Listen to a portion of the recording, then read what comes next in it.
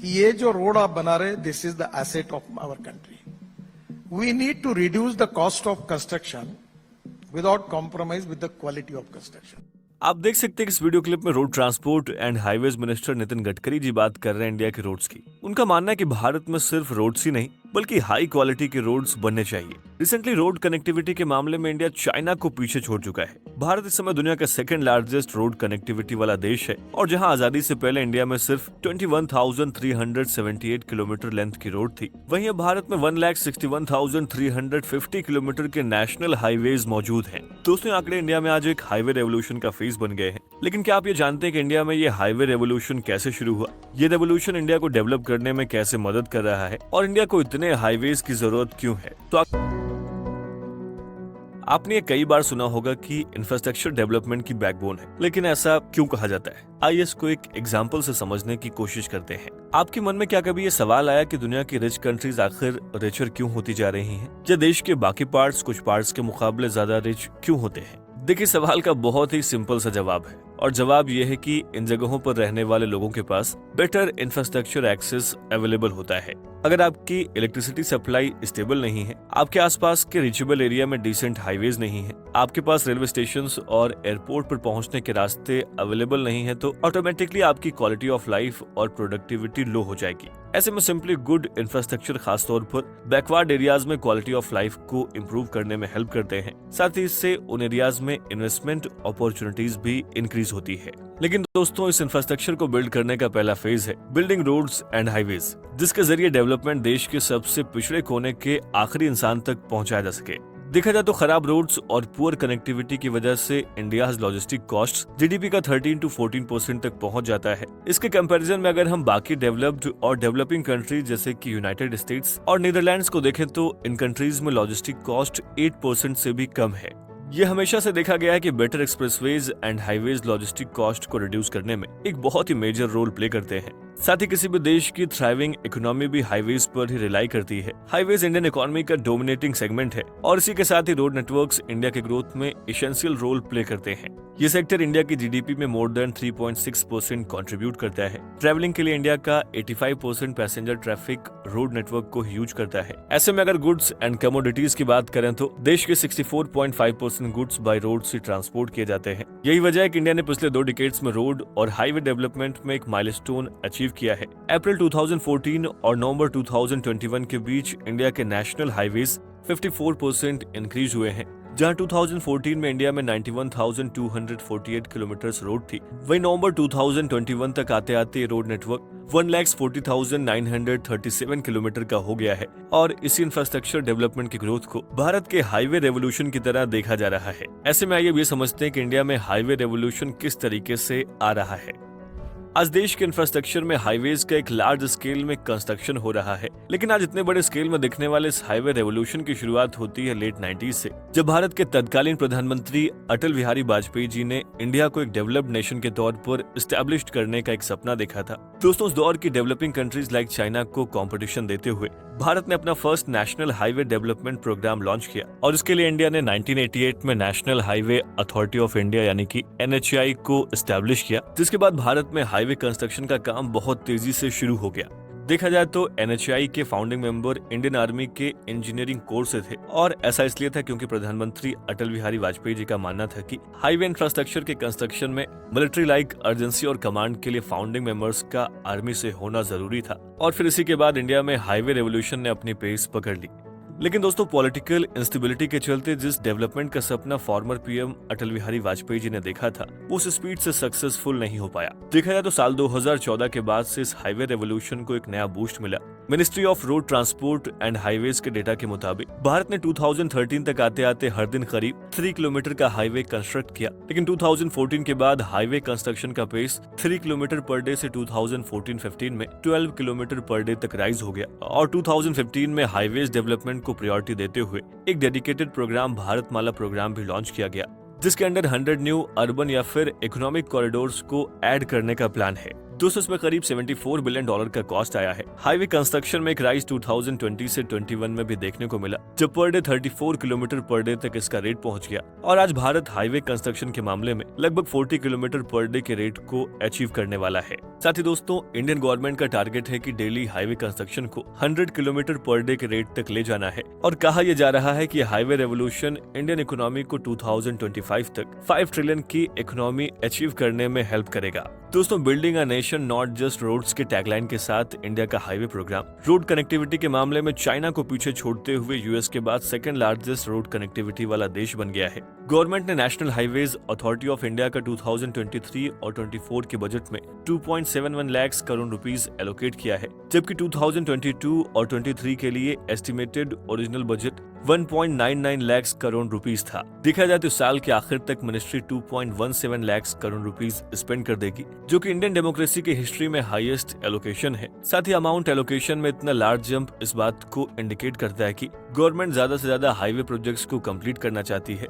ज्यादातर investment national highway authority of India में किया जा रहा है, जो आज वाइडर हाईवेज, एक्सप्रेसवेज और ग्रीन एक्सप्रेसवेज को बिल्ड कर रहा है। वहीं large chunk of money road wing में भी जा रहा है। यहाँ पर आपको दोस्तों बताते चलें कि सारे नेशनल हाईवेज NHAI के अंडर नहीं आते, बल्कि कुछ रोड ट्रांसपोर्ट मिनिस्ट्री के अंडर भी आते हैं। साथ ही साल के आखिर और अगले साल तक भारत के बड़े हाईवे प्रोजेक्ट्स कंप्लीट होने वाले हैं। ऐसे में आइए उन अपकमिंग मेजर हाईवे और एक्सप्रेसवे प्रोजेक्ट्स की तरफ आपको ले चलते हैं, जो 2024 में लाइमलाइट गेन करने वाले हैं। दिल्ली मुंबई एक्सप्रेसवे। अभी अगर आप दिल्ली से मुंबई बाय ट्रेन जाते हैं तो आपको 22 आवर्स और बाय रोड 25 आवर्स का टाइम लगता है, लेकिन दिल्ली मुंबई एक्सप्रेसवे सिर्फ 12 आवर्स के टाइम में इंडिया के नेशनल कैपिटल और फाइनेंशियल कैपिटल को कनेक्ट करेगा। ये एक्सप्रेसवे भारतमाला प्रोजेक्ट के अंदर डेवलप किया जा रहा है और आपको बता दें कि 1386 किलोमीटर के स्ट्रेच के साथ ही ये इंडिया का लॉन्गेस्ट एक्सप्रेसवे है। देखा जाए तो इस एक्सप्रेसवे में 40 इंटरचेंजेस होंगे, जो कि जयपुर, किशनगढ़, अजमेर, कोटा, चित्तौड़गढ़, उदयपुर, भोपाल, उज्जैन, इंदौर, अहमदाबाद, वडोदरा और सूरत की कनेक्टिविटी को इम्प्रूव करेंगे।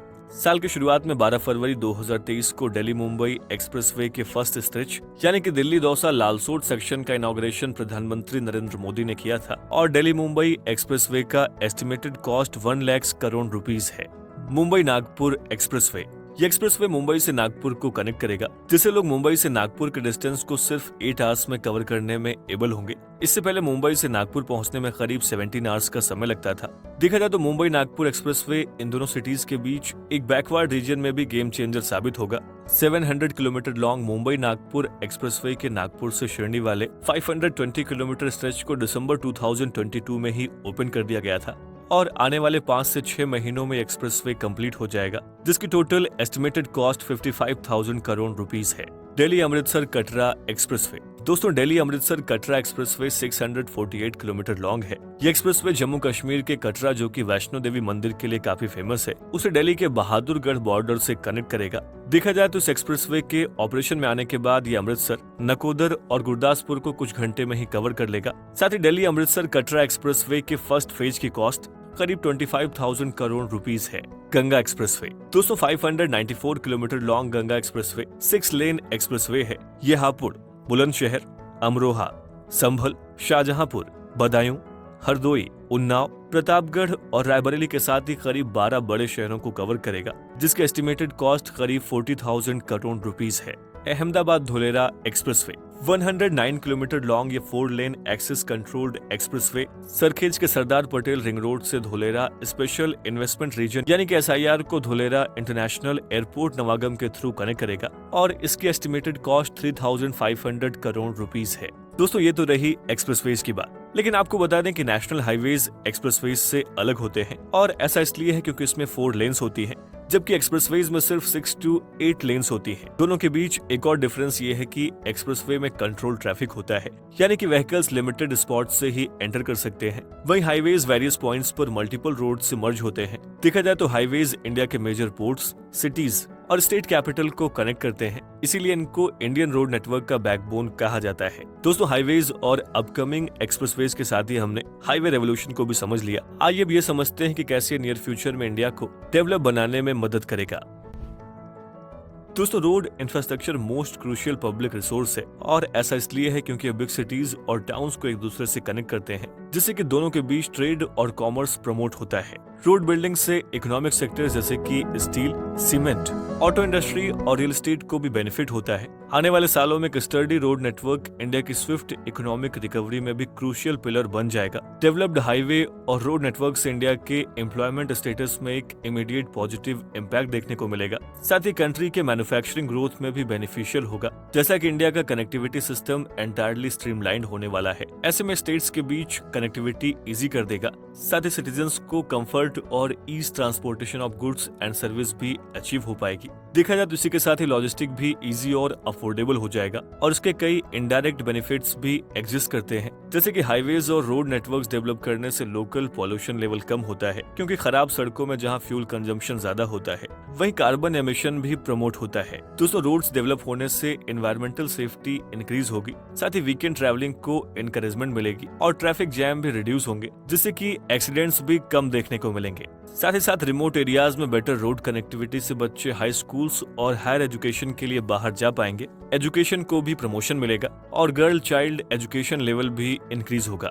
दोस्तों, हाईवे कंस्ट्रक्शन के शुरुआती दौर से ये देखा गया है कि ऐसे रीजन जो कि सिग्निफिकेंट रोड कनेक्टिविटी से दूर रहे हैं, वो भी नेशनल हाईवेज के डेवलपमेंट के साथ ही साथ डेवलप करते गए हैं। ऐसे में देश के रीजनल डेवलपमेंट में भी हाईवेज एसेंशियल रोल प्ले करते हैं। देखा जाए तो इससे रीजनल इनइक्वालिटीज रिड्यूस होती हैं। रोड कनेक्टिविटी से एम्बुलेंस के गांव तक आने और कम समय में हॉस्पिटल तक पहुंचने में आसानी होती है, जिससे लोगों को जान माल का खतरा कम हो जाता है। और आप इस बात को जानते होंगे कि आज भी गांव में कई ऐसे एरियाज हैं जहां पर बेटर रोड कनेक्टिविटी न होने के चलते लोग सही समय पर हॉस्पिटल नहीं पहुंच पाते, जिससे कई बार उनकी जान भी चली जाती है। इन सब के अलावा प्रोड्यूसर्स को मार्केट्स, वर्कर्स को जॉब, स्टूडेंट्स को स्कूल और मरीज को हॉस्पिटल्स तक रोड ही लिंक करती है। यही वजह है कि रोड इंफ्रास्ट्रक्चर की मोस्ट इम्पोर्टेंट पब्लिक एसेट है। साथ ही रोड्स और हाईवेज किसी भी रीजन के डेवलपमेंट की बैकबोन है, जो 35th US president John F Kennedy के एक स्टेटमेंट से भी साबित हो जाता है, जब उन्होंने कहा था कि American roads are not good because America is rich, but America is rich because American roads are good. यही वजह है कि इंडिया भी रोड डेवलपमेंट पर फोकस कर रहा है।